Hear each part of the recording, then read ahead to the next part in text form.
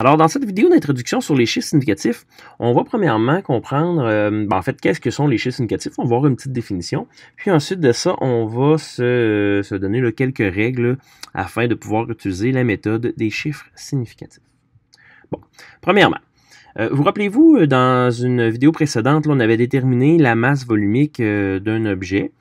On avait comme sa masse 21,85 grammes, puis son volume 8,0 millilitres. On avait déterminé avec la calculatrice que la masse volumique de cet objet-là était de 2,73125 grammes par millilitre. Mais, si on se rappelle bien, avec la méthode des extrêmes, on avait fini par dire que la masse volumique de notre objet est plutôt de 2,7 plus ou moins 0,2 grammes par millilitre, parce qu'il y avait de l'incertitude sur notre masse et sur notre volume. On voit que le 3, 1, 2, 5, là, dans les décimales, là, était complètement disparu. Pourquoi on les avait enlevés? C'est que scientifiquement, ces nombres-là n'ont pas de valeur. Ils sont non significatifs. Il y avait seulement le 2 et le 7 qui étaient significatifs. Bon. Comment on avait fait pour déterminer là, que le 2 et le 7 sont significatifs? On avait calculé l'erreur minimale, en fait, puis maximale sur nos appareils. On avait déterminé que la valeur minimum était de 2,56 grammes par millilitre environ, puis que la valeur maximale de l'incertitude, pas de l'incertitude, mais de la masse volumique, était de 2,91 grammes par millilitre environ. Fait que, si on voit ici, on voit que le 2, c'est un nombre qui est certain. Dans le fond, là, on avait vraiment 2 grammes par millilitre, assurément, peu importe l'erreur sur la masse ou sur le volume. Par contre, pour le 7, là, c'est un peu moins clair. Là. On voit que le 7, ça pourrait être un 5, ça pourrait être un 6, ça pourrait être un 8, ça pourrait être un 9 aussi. Donc, c'est mon premier nombre incertain. Alors, c'est la définition là, des chiffres significatifs. On va dire que sont significatifs tous les nombres certains plus le premier chiffre incertain d'une mesure ou d'un calcul. Alors, la méthode des chiffres significatifs, c'est une méthode qui va nous permettre de savoir où arrondir pour garder le bon nombre de chiffres significatifs après un calcul, sans avoir à faire la méthode des extrêmes, là, par exemple. C'est sans avoir à trouver l'incertitude d'une mesure. Alors, avant de voir la méthode des chiffres significatifs, il y a quand même quelques règles à connaître. Ces règles-là vont nous permettre de déterminer combien de chiffres significatifs possèdent telle ou telle valeur. On ne pourra pas là, se fier à l'incertitude, par exemple, là, dans les problèmes de notre livre, puisqu'on ne donnera jamais cette incertitude-là dans les problèmes. On va donc devoir suivre les règles que je vais vous montrer à l'instant pour déterminer le nombre de chiffres significatifs dans une valeur. Bon, la première règle, elle nous dit que tous les chiffres différents de 0 sont significatifs. Alors, admettons par exemple qu'on a le chiffre 8,75.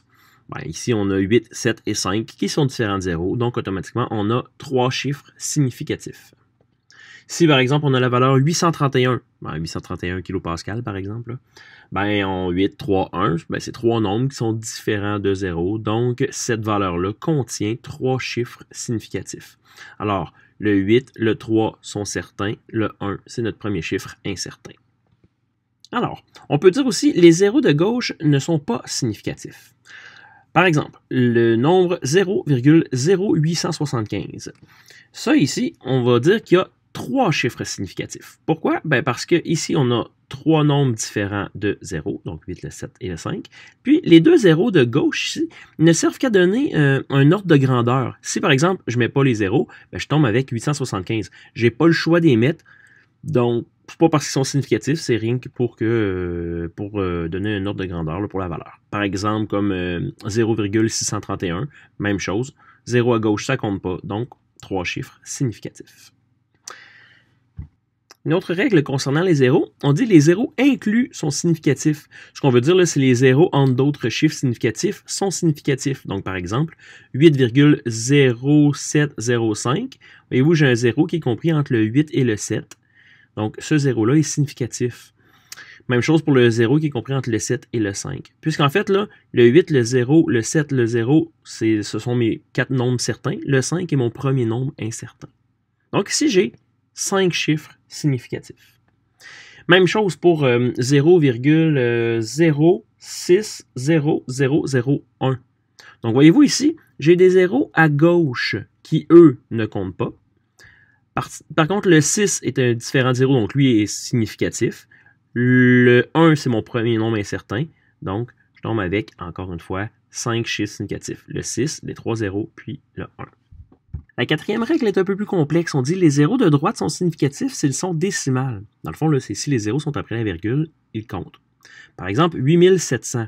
Tu vois, les zéros ici ne sont pas après la virgule. Ils ne vont donc pas compter. Le 8 et le 7 sont différents de 0, donc ça, c'est deux chiffres significatifs.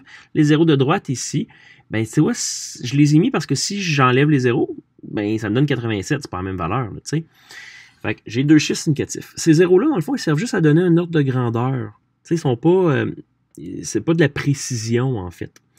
Fait que si je veux que ces zéros-là comptent, ben, je vais plutôt utiliser la notation scientifique.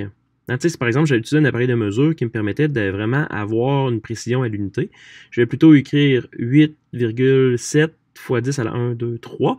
8,7 fois 10 à la 3. Ça va me donner la même valeur, mais tu vois ici, mes zéros sont après la virgule. Je n'étais pas obligé de les mettre. Si je les ai mis, c'est parce qu'ils sont significatifs.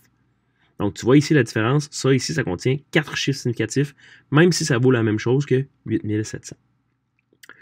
Un autre exemple, mettons 87,00. Ben là, tu vois ici les zéros, là, je ne les ai pas mis parce que j'étais obligé. Hein, si je cache les zéros, ça donne encore 87. Si je les ai mis, c'est parce qu'ils sont significatifs. Les zéros après la virgule, hein, ceux qui sont décimales, comptent. 4 chiffres significatifs. Imaginons un problème un peu plus complexe. 0,60310. Combien de chiffres significatifs? Bon, par exemple, le 0 ici, c'est un 0 de gauche. Donc, on l'a vu, ça ne compte pas. C'est la deuxième règle. Le 6 ici, ben, c'est un nombre différent de 0, donc c'est un chiffre significatif.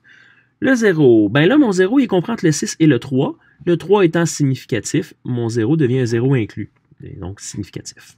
1, c'est significatif aussi. Puis mon 0, c'est un 0 à droite, donc, après la virgule, significatif aussi. Donc ici, on a 5 chiffres significatifs. Dernière règle, c'est celle des nombres exacts. Donc, imaginons qu'on a une douzaine d'œufs. Bon. Là, je veux écrire que j'ai une douzaine d'œufs, je veux faire un calcul avec ça. Puis là, je me dis, bon, ben, 12, c'est combien de chiffres significatifs, ça?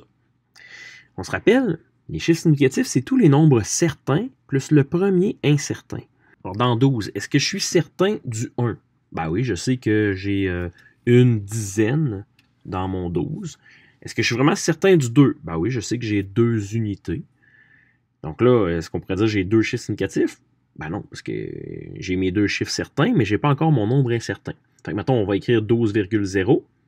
Ouais, mais je suis vraiment certain qu'il y a 0 dixième d'œuf. Tu sais, je veux dire, j'ai juste des œufs entiers. Là, je vais rajouter un autre 0. Bon, est-ce que je peux me dire que dans le fond, j'ai 12,00 œufs? Ben non, je suis encore certain du centième. Donc, je ne sais pas si vous me suivez, là, mais on pourrait faire ça à l'infini. Donc, lorsqu'on va compter des choses, lorsqu'on va dénombrer ou lorsqu'on est vraiment certain de la valeur, on va dire que notre valeur contient une infinité de chiffres significatifs. Vous allez voir dans la prochaine vidéo, ça va être quoi les conséquences lorsqu'on va faire des calculs avec la méthode des chiffres significatifs.